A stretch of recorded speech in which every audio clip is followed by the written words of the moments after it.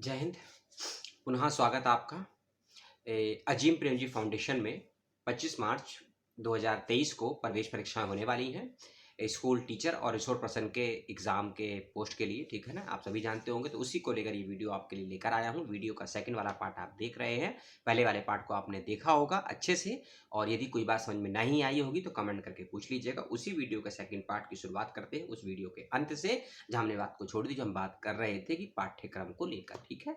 खासकर मैंने आपको चाइल्ड साइकोलॉजी के विषय में बताया था थोड़ा बहुत। वैसे उस पोर्शन को लेकर आप का सवाल जवाब तैयार करिएगा अपने 9th 10th 11th 12th की एनसीईआरटी के पाठ्य पुस्तकों से, ठीक है।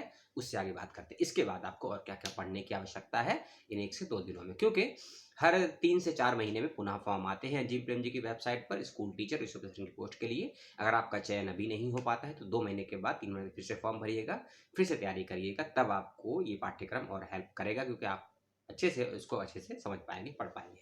चाइल्ड साइकोलॉजी के बाद का जो अगला पोर्शन होने वाला है आपके सिलेबस से संबंधित या पाठ्य में जो सवाल आएंगे उसका नाम है सोशल वर्क, यानी कि समाज कार्य, ठीक है। अभी सोशल वर्क ये भला क्या है?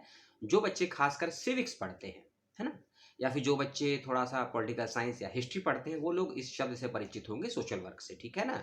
क्योंकि भारत लगभग गाँव का देश है, ठीक है ना। और इस प्रकार के संस्थान में काम करने का मुख्य उद्देश्य भी यही है कि हम ग्रामीण परिवेश को कैसे हम और ज़्यादा डेवलप कर सकते हैं। डेवलप करने के क्या-क्या टूल्स हो सकते हैं, क्या-क्या टेक्निक्स हो सकती हैं, और उसके लिए आपको ग्रामीण परिवेश को समझना आवश्यक है। तो उसी पॉइंट ऑफ व्यू को समझने समझाने के उद्देश्य से ये एक नया सब्जेक्ट डेवलप किया गया है 1980 के बाद में, ठीक है, सोशल वर्क। तो उसको लेकर भी अपने सवाल जवाब को तैयार कर लीजिएगा आप लोग। अब मैं आपको बाद में बताऊंगा कि आप पाठ्य पुस्तक कौन कौन सी अच्छी कहाँ से पढ़ सकते हैं, कौन कौन सी वेबसाइट अच्छी हो सकती है। पहले आप इसको नोट करिएगा, ठीक है। साइकोलॉजी आपका हो गया, खासकर चाइल्ड साइकोलॉजी। दूसरा हो गया आपको सोशल वर्क। तीसरा विषय है आपका जो आपको पढ़ने के लिए अति आवश्यक मैं कहूँगा, जो कि है शिक्षा शास्त्र, यानी कि एजुकेशन, ठीक है। जो बच्चे खासकर जीबीटी, डाइट, बीएड, एमएड या डीएलएड या एलिमेंट्री एजुकेशन इसकी तैयारी करते होंगे या पढ़ते होंगे, वो लोग जानते होंगे एजुकेशन के विषय में, शिक्षा शास्त्र के विषय में। अगर आपको भारत में कहीं भी या फिर विश्व में कहीं भी आपको टीचिंग के लिए जाना है, टीचिंग प्रोफेशन में जाना चाहते हैं, तो आपको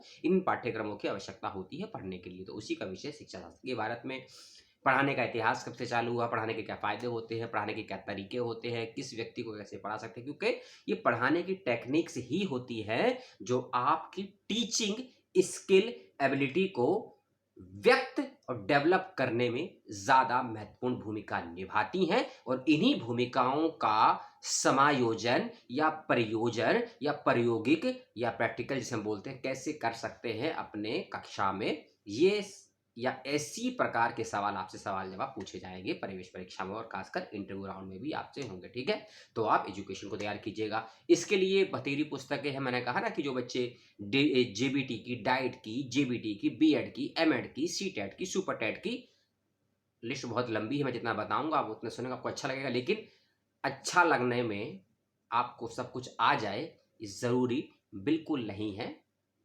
मनोविज्ञान थोड़ा इसके डीपली जाता है, उसकी बात हम आपसे नहीं करेंगे, ठीक है। इसको थोड़ा देख लीजिएगा। इसके लिए भी देखिए एनसीईआरटी भरपूर है आपके लिए। एनसीईआरटी का पाठ्यक्रम आपके लिए भरपूर है। और एनसीईआरटी में अगर आप खासकर मैं अगर आपको कहूं कि 2011 से पहले का एनसीईआरटी आप देखते हैं, क्योंकि 11 के बाद बहुत कुछ चेंजेस हो गया है, वो इतना फायदेमंद नहीं है जो मुझे लगता है अपने पॉइंट ऑफ व्यू से, ठीक है। इसके लिए आप education of India, sorry teaching of India, teach for India करके एक वेबसाइट है, आप सर्च करिएगा टीच फॉर इंडिया। हाँ, टीच फॉर इंडिया वेबसाइट है। इस पर आपको बतेरा कंटेंट मिल जाएगा एजुकेशन को समझने के पॉइंट ऑफ व्यू से, और खासकर साइकोलॉजी के पॉइंट ऑफ व्यू से, यानी क्योंकि शिक्षक मनोविज्ञान या शिक्षण मनोविज्ञान भी एक विषय होता है, और इस शिक्षण मनोविज्ञान के विषय को लेकर भरपूर डाटा आपको टीच फॉर इंडिया की वेबसाइट पर मिल जाएगा। और शिक्षण मनोविज्ञान से संबंधित भी सवाल आपके पाठ्यक्रम में आएंगे, इसको भी आप तैयार कर लीजिए 11th और 12th के साइकोलॉजी की पुस्तक में से। 11th और 12th की साइकोलॉजी की पुस्तकों को उठाइए, उसके अंदर आपको एक चैप्टर मिलेगा शिक्षण मनोविज्ञान या शिक्षा मनोविज्ञान, उसको तैयार कर लीजिए। और साइकोलॉजी से संबंधित या एजुकेशनल साइकोलॉजी से संबंधित जो भी आपके सवाल है, आप उनके जवाब को तैयार कर सकते हैं, ठीक है। ये हो गया आपकी साइकोलॉजी। अब अगले पोर्शन पे आते हैं, जिसका नाम है रिसर्च, अनुसंधान, गवेषण, अन्वेषण, संशोधन, कई भाषाओं में इनके नाम है और एक अच्छा शब्द है इसके लिए अनुसंधान। ठीक है, इससे संबंधित भी सवाल आपसे पूछे जाएंगे और खासकर इन सवालों को उन्हीं से पूछा जाएगा जिनका पेपर रिसोर्स पर्सन के लिए है। ठीक है ना, ये रिसोर्स पर्सन की पोस्ट के लिए है।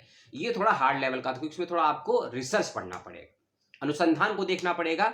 रिसर्च में ही स्पष्ट है, री और सर्च यानी कि दोबारा से किसी चीज को खोजना, और उसी चीज को हम खोजते हैं जो चीज कहीं मौजूद होती है, जो जिसका अस्तित्व नहीं है दुनिया में और आपने उसको प्राप्त कर लिया या आपको वो मिल गए, उसको बोलते हैं आविष्कार, इन्वेंशन। लेकिन यहाँ शब्द है रिसर्च, यानी कि जो मौजूद है उसको खोजना और खोजने के बाद उसको नए रूप में नए तरीके से प्रस्तुत कर देना, वो रिसर्च हो जाता है। ठीक है, तो रिसर्च की क्या पेडागोजी होती है, रिसर्च की क्या मेथड, क्या मेथोलॉजी होती है, रिसर्च के क्या क्या टूल्स एंड टेक्निक्स होते हैं, रिसर्च करने से पहले की हाइपोथेसिस क्या होती है, रिसर्च करते वक्त कौन कौन से chapterisation tools and techniques data के बारे में जानकारी लेनी पड़ती है, ये एक अलग पोर्शन है। इसके सवालों को आप थोड़ा बहुत देख लीजिएगा और रिसर्च मेथोलॉजी को लेकर, या शोध प्रविधि, इसको हिंदी में बोलते हैं शोध प्रविधि, इंग्लिश में बोलते हैं रिसर्च मेथोलॉजी, इसके भी सवाल थोड़े बहुत आप देख लेंगे, खासकर एंट्रेंस से ज्यादा इंटरव्यू के पॉइंट ऑफ व्यू से, जो बच्चे रिसोर्स पर्सन वाले। ठीक है,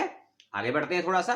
देखिए, घबराइए मत, 9th से लेकर 12th तक का ही सिलेबस आपसे पूछा जाएगा, बहुत इजी सिलेबस।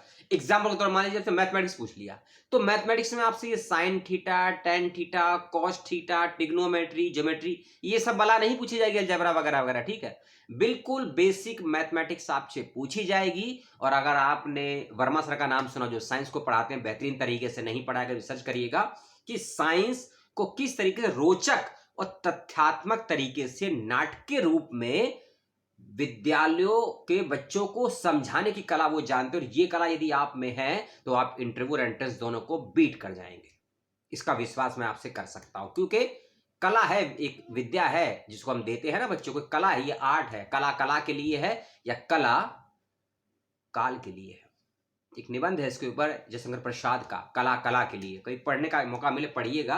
या रस्तु ने बहुत कुछ लिखा है इसके ऊपर, अग्गे ने बहुत कुछ लिखा है इसके ऊपर, मुक्तिबोध ने भी बहुत कुछ लिखा है, मोहन राकेश ने भी बहुत कुछ लिखा है, अंबेडकर साहब ने भी लिखा है, और विवेकानंद और गांधी ने भी लिखा है। और आज 23 मार्च से इत्तेफाक से भगत सिंह की भी जयंती है ना, सॉरी, भगत सिंह की पुण्यतिथि है। तो भगत सिंह ने तो बहुत कुछ लिखा है शिक्षा को लेकर।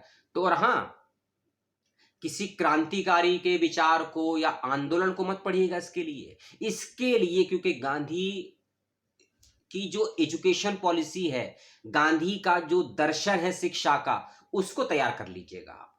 गांधी का दर्शन, विवेकानंद का दर्शन और रविंद्रनाथ टैगोर का दर्शन क्या है शिक्षा को लेकर, और खासकर चाइल्ड शिक्षा को लेकर क्या है, इसको थोड़ी सी फिलॉसफी को थोड़ा सा देख लीजिएगा। जॉन डीवी इसके लिए अच्छे राइटर हो सकते हैं आपके लिए, पढ़ना चाहे तो उसको पढ़ लीजिएगा।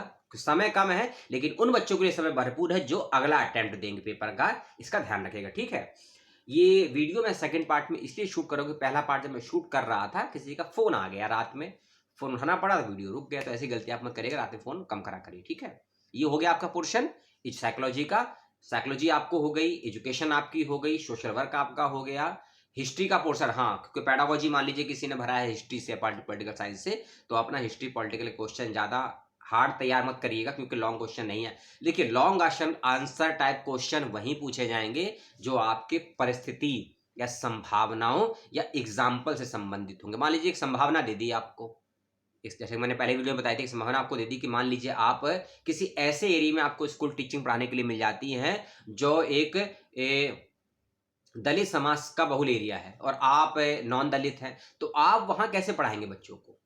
और आपको बच्चों को अंबेडकर पढ़ाना है, या आपको बच्चों को सावित्रीबाई फुले पढ़ानी है, या आप किसी ऐसे स्कूल में आप चले जाते हैं और ऐसे बच्चों के चले जाते हैं जो घोर ब्राह्मणवादी हैं, और आपको वहां अगेंस्ट में जाकर सावित्रीबाई फुले या अंबेडकर को पढ़ाना पड़ता है। या आप मान लीजिए आप नास्तिक हैं, आप नास्तिक हैं और आपको वहां चारवाक या जैनिज्म को पढ़ाना है जाके, या उनके वेदांत के या उपनिषद के विचारों को अगेंस्ट जाके समझाना है। तो ऐसी विषम परिस्थिति में एक शिक्षक उन बच्चों के समक्ष किस प्रकार से व्यवहार और बिहेव करता है कि बच्चों में नैतिकता बनी रहे, मौलिकता बनी रहे, और समाज के सम्मुख एक चहुमुखी विकास से संबंधित पीढ़ी का निर्माण एक शिक्षक कैसे कर सकता है, इस सवाल का जवाब आप किस तरीके से देंगे, इनका ध्यान रखना है आपको। और ये सारी चीजें सोशल साइंस में वर्णित हैं, क्योंकि शिक्षा का मतलब क्या होता है ना, कि समाज के लिए,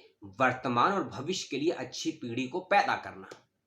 ये तो मैंने आपसे बोल दिया, विवेकानंद ने कहा है, ये उनका कभी साहित्य पढ़ेंगे 11 खंडों में, बहुत कुछ है उसके अंदर, ठीक है। तो देखिए ऐसे सवाल आपके सामने होंगे, बेसिक मैथमेटिक्स होगा, बेसिक साहित्य होगा, बेसिक व्याकरण होगा, बेसिक पेडागॉजी होगी, और बहुत इजी टाइप का क्वेश्चन आएगा, लॉन्ग क्वेश्चन टाइप के जो क्वेश्चन आएंगे वो आपकी संभावनाएं, परिस्थिति या कंडीशनल ही होंगे। मैंने पहले भी बताया था, फिर बता रहा हूं। जो भी आपका सब्जेक्ट है, आपने चाहे हिस्ट्री हो, आपका मैथमेटिक्स हो, हिंदी हो, केमिस्ट्री हो, बायोलॉजी हो, कोई लैंग्वेज हो, केवल बेसिक सवाल होंगे। उसका बहुत ज़्यादा साहित्य, बहुत ज़्यादा रिसर्च करने की ज़रूरत नहीं है। अगर आपका बेसिक क्लियर है तो आप वो कर लेंगे। ज़्यादा घबराइए, ज़्यादा टफ होगा आपका इंटरव्यू, क्योंकि इंटरव्यू में लगभग 30% बच्चे पहले राउंड से बाहर हो जाते हैं, और सेकंड राउंड थोड़ा टफ होता है, क्योंकि उसका इंटरव्यू का लेंथ भी थोड़ा हाई होता है। 1 से सवा घंटे का इंटरव्यू होता है, ध्यान रखिएगा, ठीक है। और 3 सवाल मैं और ले लेता हूँ। एक बच्ची का सवाल आया था कि वो शायद नॉर्थ ईस्ट की रहने वाली है, मेरी बहन या भाई जो भी है, कि वो नॉर्थ ईस्ट में रहती है, उनके यहाँ एग्जाम सेंटर की व्यवस्था नहीं है, तो क्या उनको दिल्ली आना पड़ेगा? देखिए, अगर एग्जाम आपका ऑफलाइन होता है किसी भी सेंटर पे जाकर, चाहे वह सेंटर आपके अपने स्टेट में है या किसी दूसरे स्टेट में है, तो सेंटर पर आने का और जाने का जो भी खर्चा आपका होगा, उसका बिल यानी कि जो पैसा खर्च होगा उसकी रसीद संभाल के रखिएगा, संस्थान आपको सारा पैसा देगा।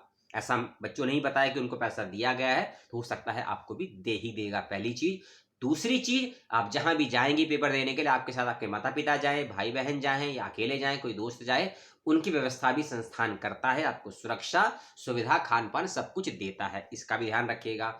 तीसरी बात, अगर आपको लगता है कि मैं दूर जाना नहीं चाहती हूं, हो सकता है आप मैरिड हो, या हो सकता है आपके बेबी हो, बच्चा हो, या हो सकता है आप बीमार हो, या हो सकता है आपकी फिजिकल कंडीशन इससे ठीक ना हो कि आप ज्यादा ट्रैवल कर सके, तो इस कंडीशन में जो आपको मैंने बताया ना पहले वीडियो में कि आपको मेल करके बताना है एग्जाम से पहले, तो उस मेल में आपको ये कंडीशन अपनी बता देनी है कि मैं एग्जाम देने में वहां कंफर्ट हूं या नहीं हूं, ताकि संस्थान उन चीजों को जान सके, समझ सके, तो समय पर उसका निवारण और समाधान आपको दे सके, ठीक है। तो वीडियो जो मैंने आपको बताया है, वीडियो के पार्ट 1 में, पार्ट 2 में क्या पढ़ना है, कितना पढ़ना है, कैसे कैसे पढ़ना है, उसको देख लीजिएगा। अब कुछ पाठ्य पुस्तकों की बात कर लेते हैं। जो भी ऐसे विश्वविद्यालय हैं जो डिस्टेंस माध्यम से पढ़ाई कराते हैं, खासकर बीए की, एमए की और बीएड की, एमएड की, बीए एम यानी कि यूजी, पीजी, बीएड, एमएड की बहुत से शिक्षण संस्थान है जो डिस्टेंस माध्यम से पढ़ाई करते हैं। उन सभी संस्थानों की वेबसाइट पर इन कोर्सेज की पाठ्य पुस्तकें पीडीएफ के रूप में डाउनलोडेड अपलोडेड होती हैं, उसको आप पढ़ लीजिए, आपको हेल्प हो जाएगी। उदाहरण के तौर पे महात्मा गांधी अंतर्राष्ट्रीय हिंदी विश्वविद्यालय का दूर शिक्षा विभाग, कोटा विश्वविद्यालय, महावीर विश्वविद्यालय बोलते हैं, ठीक है, राजश्री टंडन विश्वविद्यालय की वेबसाइट, और एक है इसमें लाडनू विश्वविद्यालय राजस्थान में है, ठीक है, जो उत्तराखंड मुक्त विश्वविद्यालय, इग्नू विश्वविद्यालय, इन सभी विश्वविद्यालयों की वेबसाइट पर इनके डिस्टेंस लर्निंग के कोर्सेज की पाठ्य पुस्तकें अपलोड की गई है, उसको आप पढ़िए, चाहे डाउनलोड कर लीजिए, चाहे पढ़ लीजिए, आपका सारा पेपर क्लियर हो सकता है। नहीं तो एनसीईआरटी का बेसिक भी आपको एनसीईआरटी की वेबसाइट से मिल जाएगा, पढ़िए, डाउनलोड करिए, सारी पुस्तकें आपको हिंदी, इंग्लिश, मराठी जैसी भाषा में आपको चाहिए, 22 भाषाओं में एनसीईआरटी से पुस्तकें मौजूद है एनसीईआरटी की वेबसाइट पर, फ्री है, कोई चार्जेस नहीं है, कोई आईडी नहीं बनाई, आपको वहां से सब मिल जाएंगी।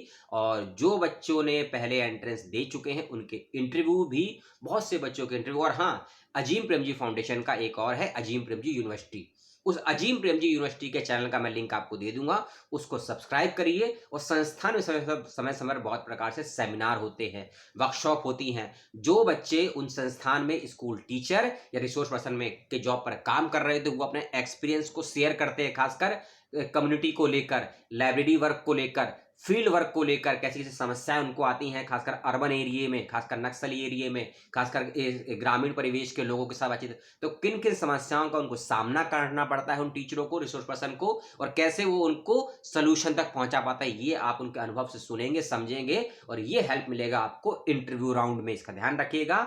ज्यादा डिटेल में मैं और नहीं जाऊंगा, वीडियो और लेंथी हो जाएगा और आपको लगेगा कि मेरी बकवास खत्म ही नहीं होती है, खत्म ही नहीं होती है। अपना ज्ञान बखाइए, अनुभव है जो आपको बहुत कम में, शायद मैं कम बोलने की आदि नहीं, क्योंकि न्यूज़पेपर और शॉर्ट्स बनाने का शौक मुझे है नहीं, इसलिए जो भी बताता हूं डिटेल में आपको बताता हूं, तो ताकि आपको वीडियो देखने के उपरांत समस्याएं कम से कम हो, आपके सवाल कम से कम लिख लीजिए। लेकिन फिर भी आपके पास कोई सवाल है मेरे लिए इस सूचना को लेकर जो मैंने आपको बताई है, उसका कमेंट बॉक्स में स्वागत है। और सभी को बहुत बहुत शुभकामनाएं आपके एग्जाम की जो होने वाला है।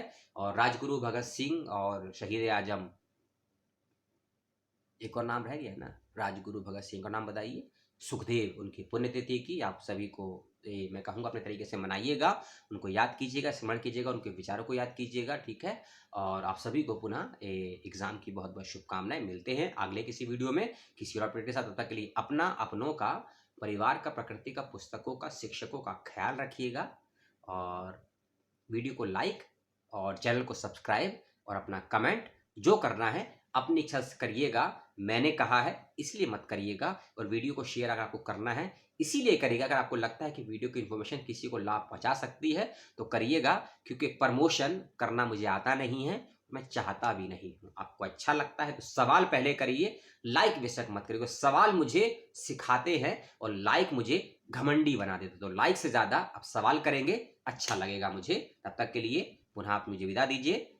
जय हिंद।